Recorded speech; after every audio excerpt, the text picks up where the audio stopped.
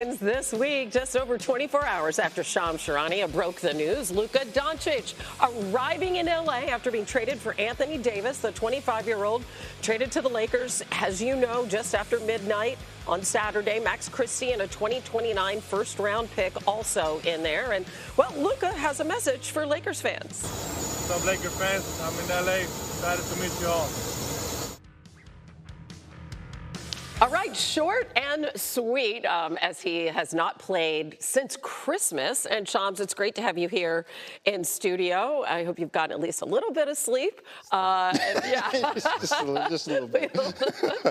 By the way, everything he says is true. All right, we had to verify all of that. This is fun week. This is a fun week in the NBA and sports. Yeah, we're racing towards this trade deadline. Already such big news. But when can we expect to see Luka and AD on the court? So I'm told. So Luka Doncic got to LA. I'm told he underwent a physical exam today in Los Angeles, and there is optimism that he's going to be able to make his Lakers debut on Saturday against Indiana. The Lakers have 5 games before the All-Star break. That was Luka Doncic's goal, to return before the All-Star break, even before this trade to LA. On the other hand, though, Anthony Davis, I will say this, he will be reevaluated this week. He's listed questionable to play tomorrow night against Philadelphia. I'm told he is progressing really well. He will meet the team on this current road trip in Philadelphia, and then they play Boston on Thursday. Ooh, so he could be back for the Boston game, too. That would be a big one. Big litmus test. Yeah, and I'm sure it'll be a while before they can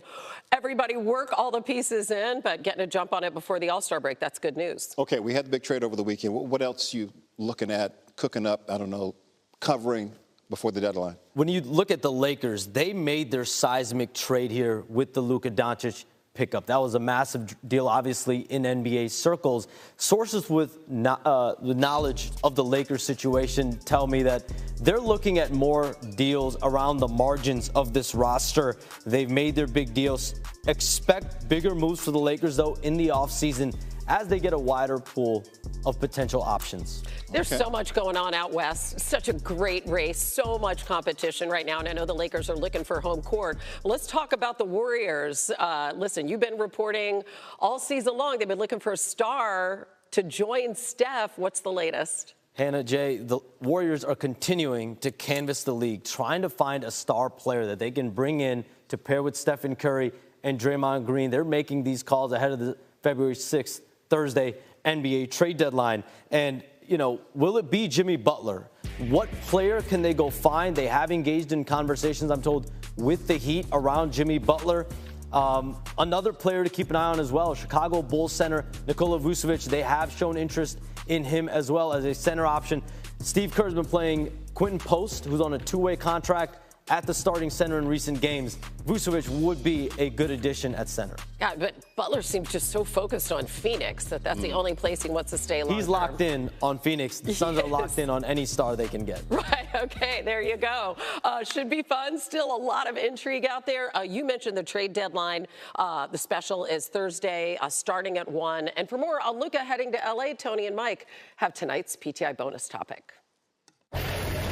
All right, Wilbon, where could Luka rank among LeBron's best teammates? He could rank 1 at some point, but he ain't gonna rank there today. Not with me, right? Because there's a guy on that list already who ranks really fairly close to LeBron.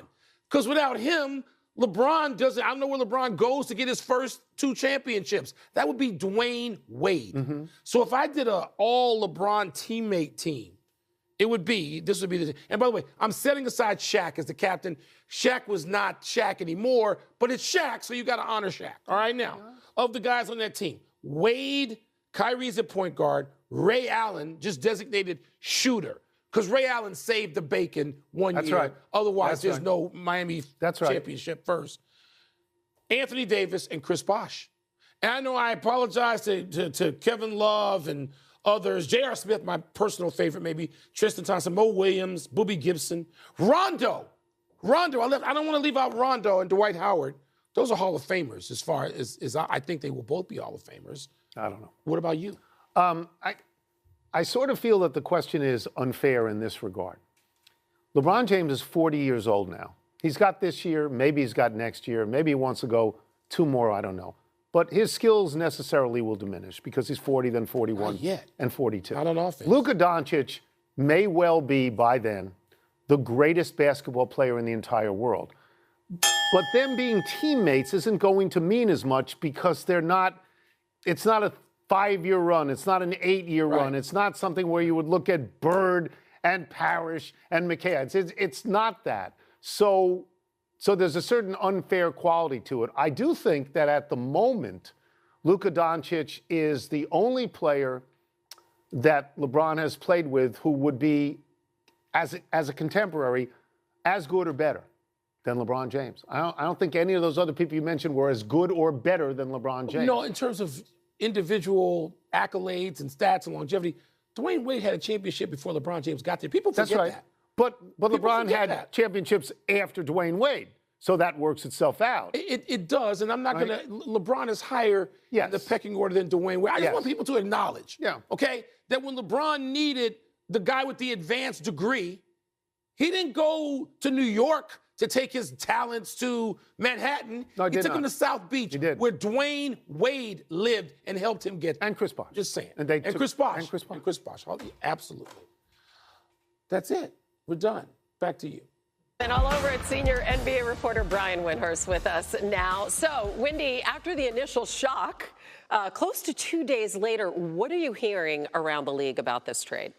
Well, one of the things that's become apparent as this has all been broken down is how badly damaged the relationship was between Luka Doncic and the Mavericks. And I think initially nobody could see this coming. The more they've had explained themselves and heard about it, they kind of understand why. I think the mystery that still is out there is why did the Mavericks not get more from the Lakers? Even if they had decided that they wanted to keep it quiet, and they wanted to get Anthony Davis. He was the number one, focus of their search. There were a couple of assets that a lot of people feel like the Mavericks could have gotten from the Lakers and didn't. And when you're getting an asset the quality of Luka Doncic at his age, it doesn't leave much room for negotiation typically. But the Lakers were able to negotiate here, and so they've really gotten high marks in the Lakers front office for pulling off the way they structured this deal. Yeah, listen, the two men at the epicenter of this deal have a very long, very trusting working relationship. So perhaps that played itself out. One guy did not like the way things went down, and that's Luka's dad, Sasha. He didn't like the way his son was characterized in Dallas and the justification for the trade. And here's what he said, Wendy, and I'm quoting, "I think that exactly this secrecy, or should I say from some individuals, maybe even hypocrisy, this hurts me personally because I think Luka absolutely doesn't deserve this. Luka's conditioning wasn't even a problem last year, since I am saying again, one individual, and he's not fit enough, that he played, 100 games, practically 40 minutes with 2 or 3 players constantly on him," close quote. So Luka did play in 92 total games as they went to the finals, but we've heard defense and conditioning both given as reasons that they didn't want to invest in a supermax deal. So talk us through this, Wendy. How much did that conditioning factor into all of this? Yeah, the conditioning was a part of this decision, but I think it's a mistake to say that was a driving factor here. There was a number of things about the way Luka conducted himself on and off the court that caused issues with the Mavericks. And I do think, first off, a father defending his son, that is the most human thing possible. So, of course, the father is going to defend his son. And certainly he can point to last year. The Mavericks would probably point to this year when they felt Luka wasn't in shape coming into camp and it led to early injuries. He wasn't in shape when he came back from the injuries, and then he wasn't in shape maybe enough to stay healthy. But it's an oversimplification just to say this was about conditioning. There was a number of factors that led the Mavericks to make this decision. Yeah, they're also not locking themselves into a supermax contract with a player who's injured. They'll have some flexibility, more flexibility even down the road if this roster doesn't work out in the next couple years. All right, talk to me, because we still have a little bit of time to go before this trade deadline on Thursday. The Jimmy Butler of it all is still out there. What's the latest you're hearing? He is so laser focused on only becoming a Phoenix Sun, Hannah, that he is pretty much batting away the interest of any other team, most recently the Warriors. He has made it clear, if you trade for me, I will not sign an extension with you. You're going to be renting me. That is a tactic, I believe, to try to push everybody else away and try to force a deal with the Suns. This has been Jimmy Butler's strategy for over a month now. It will remain his strategy until it is impossible. If we get to Thursday and there's no deal and it looks like he's either stuck staying in Miami or going somewhere else, he may change his position. But he absolutely doesn't want to do that until the last possible second. He is focused on being a Sun. The Suns are trying, Hannah. They're trying 3, 4, 5 team different configurations to turn Bradley Beal, who the Heat don't want, into Jimmy Butler. Can they pull it off? It's probably the biggest question left in the NBA this week. And as you said, it figures to be super complicated, involving a lot of different pieces. Kind of sad to see how this Jimmy Butler-Heat relationship has devolved to this point. NBA trade deadline Thursday at 3. Wendy, we'll talk to you a bunch this week. Thanks. All right, Hannah, in other NBA news this hour, Knicks forward OG Anunoby ruled out for tonight's game against the Rockets with a sprained foot. He was hurt in Saturday's loss to the Lakers. He's kind of a big deal for New York since the start of last season, the Knicks are 52-19 with him in the lineup and 30-29 without him. On the scene in New York City, we welcome in our senior NBA writer, Tim Bontemps. Tim, how do the Knicks plan to adjust with Anunoby out tonight? Well, Jay, some good news for OG Anunoby with the Knicks. With Tom Thibodeau just saying a few minutes ago at his pregame availability that OG Anunoby has a mild foot sprain. The Knicks are going to see how he handles treatment going forward. But certainly when we watched him walk off the court after what appeared to be a non-contact injury in Saturday's loss to the Lakers, there was certainly a thought that Anunoby, who, as you pointed out, has been a critical part of the Knicks since they got him a little more than a year ago from the Toronto Raptors, would be out for an extended period of time. So from that standpoint, it looks like it's just going to be a short absence. Tim, you there? Okay, we lost Tim for a second there. Anunoby, by the way, started all 49 games for the Knicks, averaging almost 16 and a half points. SportsCenter almost lost in the buzz of the Luka and AD blockbuster. Was another big trade this weekend. Kings star De'Aaron Fox headed to the Spurs in a 3-team deal that has Zach LaVine going from Chicago to Sacramento. Fox wanted out, and he said San Antonio with Victor Wembanyama was his desired landing spot. Spurs are in Memphis tonight, and on the scene there is Spurs reporter Michael C. Wright. Michael, as the Spurs currently sit 12th in the West, they have Fox from Sacramento. How is the team reacting to this addition? I gotta laugh because it's like, pinch me. I can't believe this is happening to me. That is sort of the reaction that you get within the San Antonio Spurs. I was at the shoot-around this morning, and it was interesting because Harrison Barnes, the veteran forward here in San Antonio, well, he was teammates with De'Aaron Fox for 6 seasons in Sacramento, and you better believe that acting head coach Mitch Johnson had him sitting in the bleachers, and they talked almost the whole shoot-around. And when it was over with, I asked Harrison, I said, are you guys already devising schemes for De'Aaron Fox? He laughed. He's like, no. He said, but I am telling Coach about what it's like to play with De'Aaron Fox. He said, but at the same time, hey, this is the NBA. Everything moves really quickly, so we have to be ready to adjust and adapt, and that's what they're trying to do right now to be able to play alongside their new teammate, De'Aaron Fox. Man, Michael, you got to love these Texas teams. Spurs making moves, Rockets playing well, and then, of course, the big news out of Dallas. Enjoy the game tonight. Thanks, Michael. All right, on Saturday morning, the Mavericks had the 3rd shortest odds to win the Western Conference, only behind the Thunder and the Nuggets.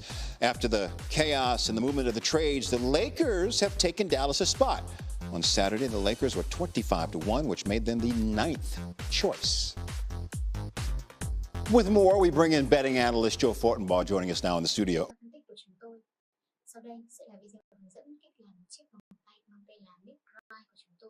Bây giờ các bạn cùng tôi thực hiện cách làm nhé. Hôm nay chúng ta sẽ cùng nhau thực hiện cách để làm một chiếc vòng tay mang tên của một MC Analyst mang tên là Midright, và nguyên liệu mình chuẩn bị sẽ là một cuộn dây chun này, một chiếc kéo này, một chiếc kim này,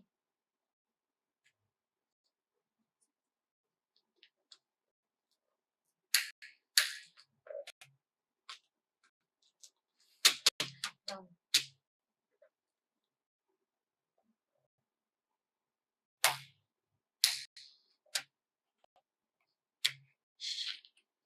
Đây là phần chữ của mình sẽ ghép thành cái tên là Nick Wright.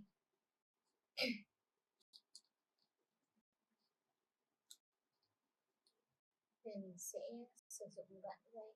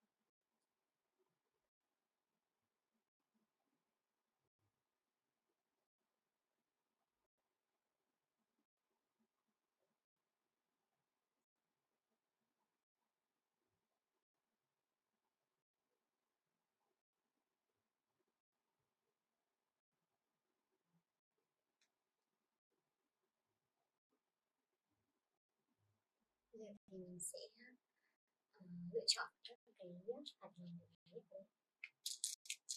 Mình sẽ lấy hạt vòng đầu tiên nhất. Một này.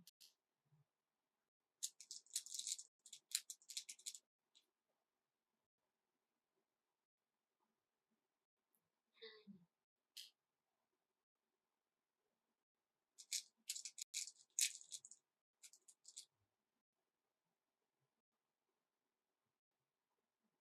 Bốn này.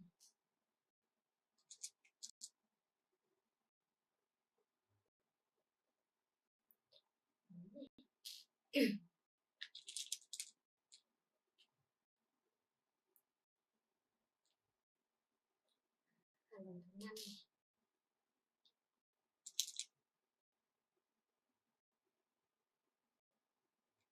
Sáu này.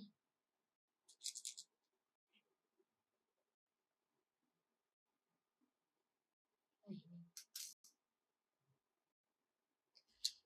Bây giờ mình ghép tên Right. N.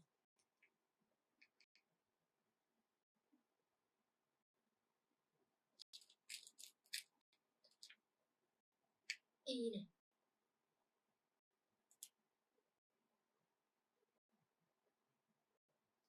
Chữ C.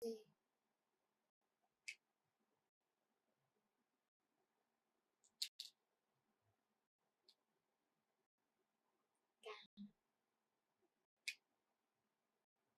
Lip. Rồi. W.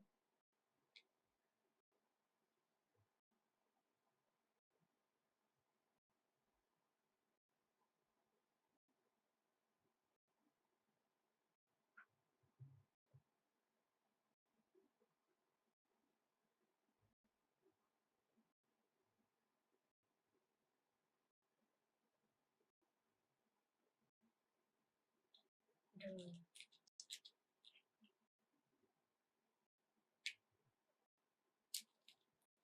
Y.